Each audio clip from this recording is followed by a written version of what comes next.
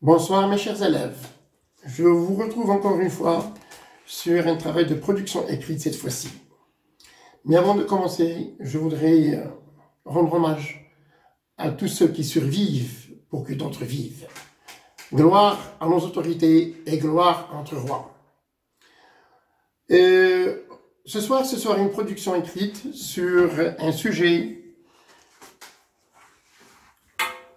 qui appartient à la culture marocaine traditionnelle, à savoir le msid. Comme je l'ai déjà précisé, la boîte à merveilles est une fresque du Maroc des années 20. Elle est riche en événements, elle est riche en références historiques, elle est riche en références à la culture marocaine traditionnelle. Le bain mort, Ashura, les confréries, le msid, et j'en passe.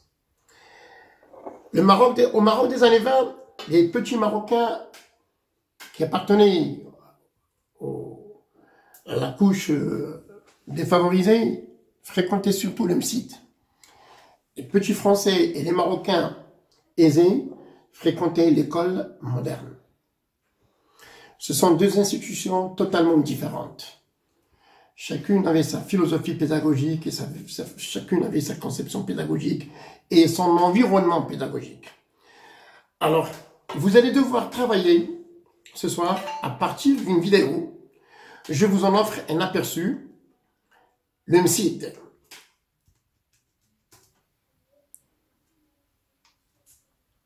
Alors, le msid, c'est une institution coranique qui existait jusqu'à il n'y a pas très longtemps encore, dans les grandes villes, les petites villes, elle continue encore à exister dans certains petits villages. À Casablanca, pratiquement, bon, les msid ont disparu. Vous allez devoir donc me faire un travail sur cette institution. Le sujet se présente comme suit. Dans la boîte à merveilles, Sidi Mohamed, à l'instar de nombreux Marocains modestes, fréquentaient l'école coranique, le msid. Les petits Français et les Marocains aisés fréquentaient l'école moderne.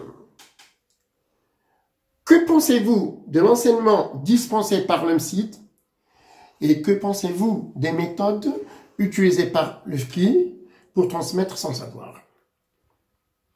Avant de commencer à réfléchir sur le schéma, sur les arguments et sur, je vous invite à visionner un reportage sur le msid. Je vous offre donc un tout petit aperçu sur le msid.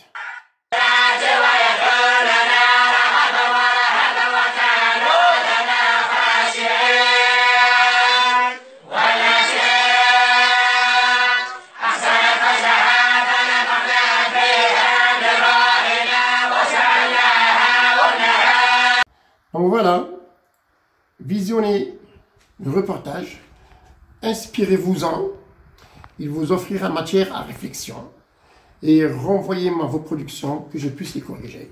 Et je vous rappelle que vous n'êtes pas très nombreux à répondre aux différents exercices que je vous envoie et essayez de vous mobiliser davantage et je vous rappelle que je serai toujours prêt à répondre à n'importe quelle question. Je serai la sentinelle de votre savoir. Très bonne fin de soirée et à demain. Je vous rappelle que demain, Inch'Allah, je vous enverrai, ça va être un petit exercice inédit puisque ce sera un texte de Ahmed Sferaoui, oralisé cette fois. Et ça, c'est une prouesse technique de Sidi Mohamed, le frère de Rizlan, qui a réussi à oraliser un texte. Donc, vous pourrez écouter et lire en même temps.